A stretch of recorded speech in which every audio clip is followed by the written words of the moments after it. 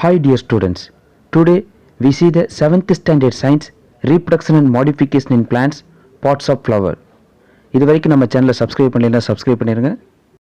Basically, the plants are divided into two type of organs. One is the vegetative organs, another one is the reproductive organs. First we see the vegetative organs.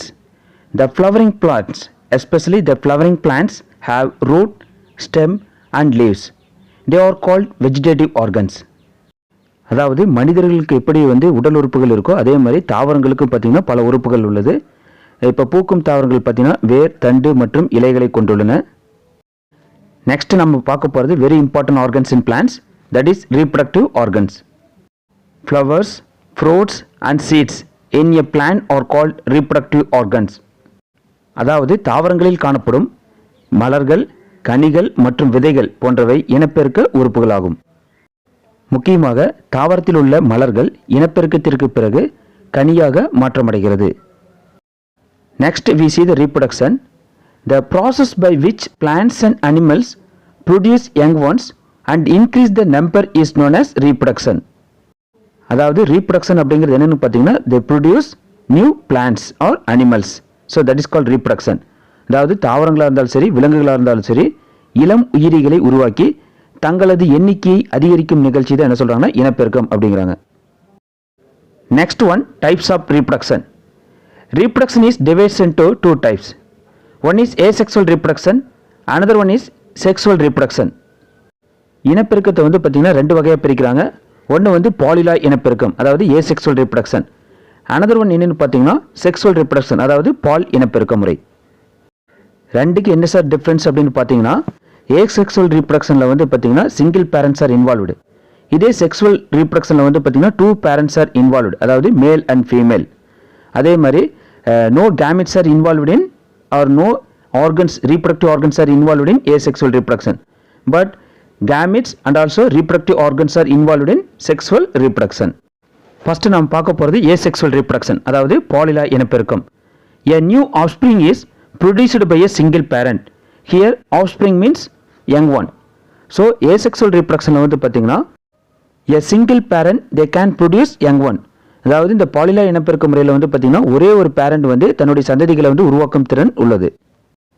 Especially the new individuals produced are genetically and physically identical to each other, that is they are the clones of the parent. Next நம்ம பார்க்க போகிறது types of asexual reproduction.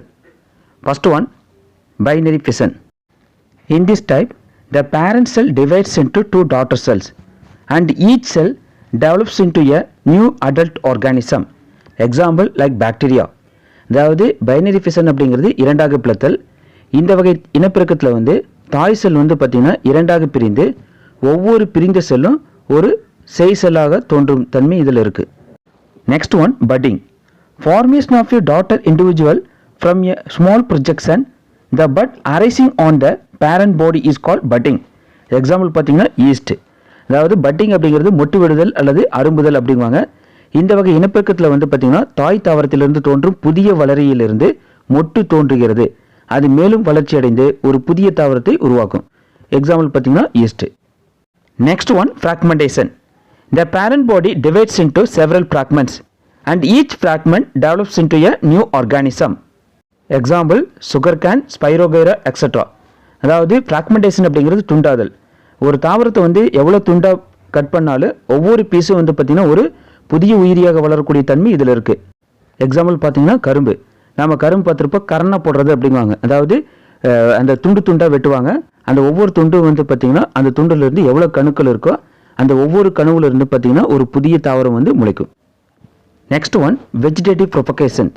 In this reproduction a new plants are produced from different vegetative organs, especially leaves, roots, stems and pulpils.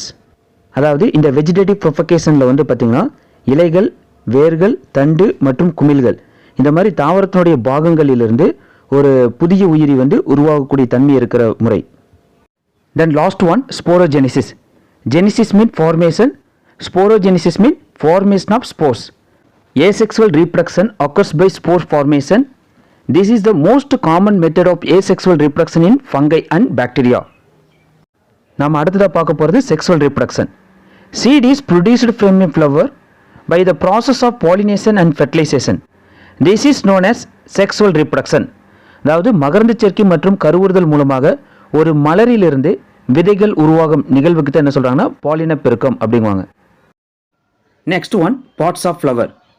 The flowers are divided into 4 important parts: sepal, petal, anthrosium and gynoecium. The outermost ring of sepals are called calyx. At the same time, the petals joined together is called as corolla. Next one, anthrosium. Anthrosium is a male part. Then gynoecium. Gynoecium is a female part. பிக்சரில் பார்த்தீங்கன்னா தெரியும், female part அப்படிங்கிறது stigma, style, ovary இதெல்லாம் வந்து பார்த்தீங்கன்னா female part, அதாவது கைனேசியத்தில் include ஆகுது. இதே ஆந்த்ரூசியம் அப்படிங்கிறது பார்த்தீங்கன்னா ஆந்தர் ஃபிலமெண்ட், அதாவது ஸ்டெமன் அப்படிங்குவாங்க. இதே செப்பல் வந்து பார்த்தீங்கன்னா க்ரீன் கலரில் இருக்கிறது வந்து பார்த்தீங்கன்னா செப்பல், அதாவது அந்த குரூப்பாக இருக்கிறது கேலிக்ஸ் அப்படிங்குவாங்க. தென் பெட்டல் வந்து பார்த்தீங்கன்னா கலர்ஃபுல்லாக இருக்கிறது பெட்டல்ஸ், அதனுடைய குரூப் தான் என்ன சொல்லுவாங்கன்னா கொரல்லா அப்படிங்குவாங்க. இந்த பார்ட்ஸ் ஆஃப் ஃப்ளவரில் நம்ம ஃபஸ்ட்டு பார்க்க போகிறது செப்பல். த green like structure present as an outermost layer of bud is called as sepal. This outermost ring of sepals is known as calyx. அதாவது பூவை சுற்றி பார்த்தீங்கன்னா பசுமையான, அதாவது க்ரீன் கலரில் இலை போன்ற ஒரு அமைப்பு இருக்குது, அதுக்கு தான் என்ன சொல்கிறாங்கன்னா புள்ளி இதழ்கள் அப்படிங்குவாங்க. இதை சுற்றி இருக்கிற இந்த அமைப்புக்கு என்ன சொல்கிறாங்கன்னா புள்ளி வட்டம் அப்படிங்குவாங்க. இங்கே கொடுத்துருக்கிற பிக்சரில் பார்த்தீங்கன்னா தெரியும், இது வந்து ஒரு ஃப்ளவர்னுடைய பட், அதாவது மொட்டு பருவத்தில் இருக்கிறது கொடுத்துருக்குறாங்க. இதை சுற்றி இருக்கக்கூடிய அந்த க்ரீன் லைக் ஸ்ட்ரக்சர்ஸ் என்ன சொல்கிறாங்கன்னா செப்பல்ஸ், அதாவது புள்ளி இதழ்கள் அப்படிங்குவாங்க. Next part, petals. Petals are the largest part of flowers. They are often attractive, brightly colored, sometimes sweet scented and attract the insects. Then this ring of petals together is called as corolla. அதாவது இந்த petals தான் வந்து பார்த்திங்கன்னா மலரினுடைய மிகப்பெரிய பாகமாக இருக்குது. இது வந்து பார்த்திங்கன்னா அட்ராக்டிவாக இருக்குது, பிரைட் கலராக இருக்குது, அதே டைமில் இனிய நறுமணத்தோடும் பூச்சிகளை வந்து கவர்ந்தெழுக்கக்கூடியதாகவும் இருக்கும். வட்டமாக அமைந்த அல்லிதழ்களின் இணைவது என்ன சொல்கிறாங்கன்னா அல்லி வட்டம் அப்படிங்குவாங்க. Next very important part, androecium. Inner to this corolla in hibiscus we can observe a long tube on which many stamens are arranged, but in datura we can see only 5 stalked structures stamens. அதாவது நம்ம செம்பருத்தி மலரில் வந்து பார்த்திங்கன்னா அல்லி வட்டத்தை எடுத்து நீண்ட குழலையும் அதில் பல மகரந்த தாள்களையும் நாம் பார்க்கலாம். ஆனால் இந்த டட்டூரா பிளான்ட், அதாவது ஊமத்த மலரில் வந்து பார்த்திங்கன்னா 5 மகரந்த தாள்கள் மட்டும்தான் பார்க்க முடியும், ஏன்னா அதில் வந்து 5 மகரந்த தாள்கள் தான் இருக்குது.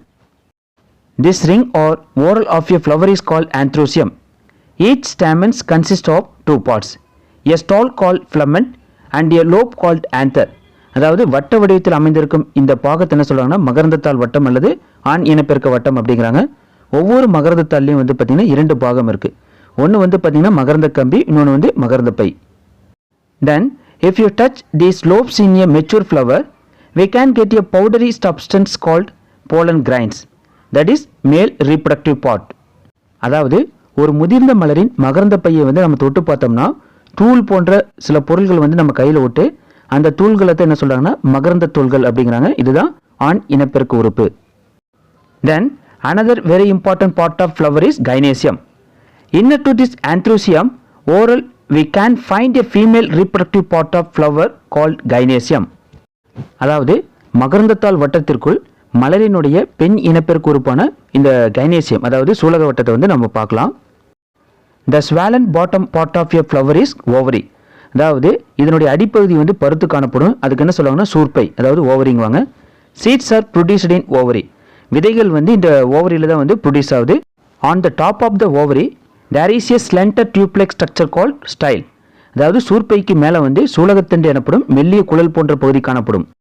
The topmost sticky tip of the style is stigma. Pollen grains are received by the stigma. This is the fourth oral of a flower.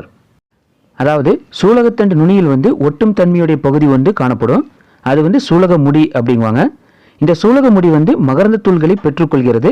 இது மலரினுடைய 4வது வட்டமாகும். அதாவது முதல் வட்டம் வந்து பார்த்திங்கன்னா புள்ளி வட்டம், 2வது வந்து அல்லி வட்டம், மகரந்தத்தாள் வட்டம் 3வது, 4வது வந்து சூலக வட்டம். அதாவது calyx, corolla, androecium, gynoecium. Next one, types of flowers. Flowers are divided into two types. One is complete flower, another one is the incomplete flower. அதாவது மலர்களை வந்து இரண்டு வகையாக பிரிக்கலாம். ஒன்று வந்து பார்த்திங்கன்னா முழுமையான மலர், ரெண்டாவது வந்து பார்த்திங்கன்னா முழுமையற்ற மலர். ஃபஸ்ட்டு வந்து நம்ம பார்க்க போகிற ஃப்ளவர் வந்து பார்த்திங்கன்னா கம்ப்ளீட் ஃப்ளவர், அதாவது முழுமையான மலர். If all the four whorls, calyx, corolla, stamens and pistil are present, then it is called as complete flower.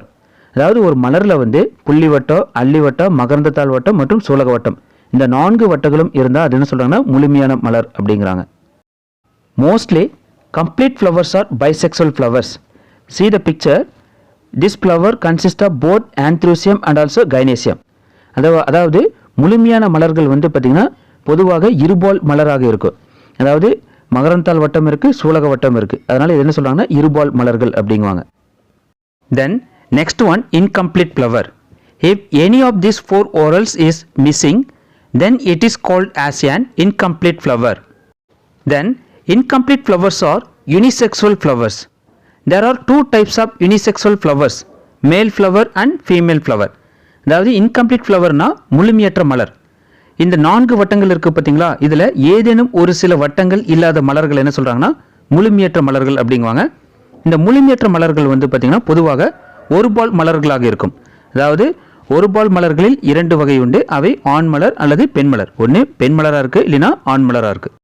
The one with anthrosium and without gynoecium is called as male flowers. அதாவது ஆண் மலர்கள் அப்படிங்கிறது எந்த மலர் வந்து மகரந்த தாள்களை பெற்று சூலக வட்டத்தை பெறாமல் உள்ளதோ அது என்ன சொல்கிறாங்கன்னா ஆண் மலர்கள் அப்படிங்கிறாங்க. அதாவது பிக்சர் பார்த்தீங்கன்னா தெரியும், மேல் ஃப்ளவரில் வந்து ஆந்த்ரோசியம் மட்டும்தான் இருக்குது. இதே ஃபீமேல் ஃப்ளவரில் வந்து பார்த்திங்கன்னா கைனேசியம் மட்டும்தான் இருக்குது. Then the one with gynoecium and without anthrosium is known as female flowers. These are called unisexual flowers. அதாவது எந்த மலரில் வந்து சூலக வட்டத்தை பெற்று மகரந்த தாள்கள் இல்லாமல் உள்ளதோ அது வந்து பெண் மலர் என்று அழைக்கப்படுகிறது. இதை தான் என்ன சொல்கிறாங்கன்னா யூனிசெக்சுவல் ஃப்ளவர்ஸ் அப்படிங்குவாங்க. தேங்க்யூ வியூவர்ஸ் ஃபார் வாட்சிங் மை வீடியோ. நம்ம சேனலை சப்ஸ்கிரைப் பண்ணாதீங்க, சப்ஸ்கிரைப் பண்ணிடுங்க.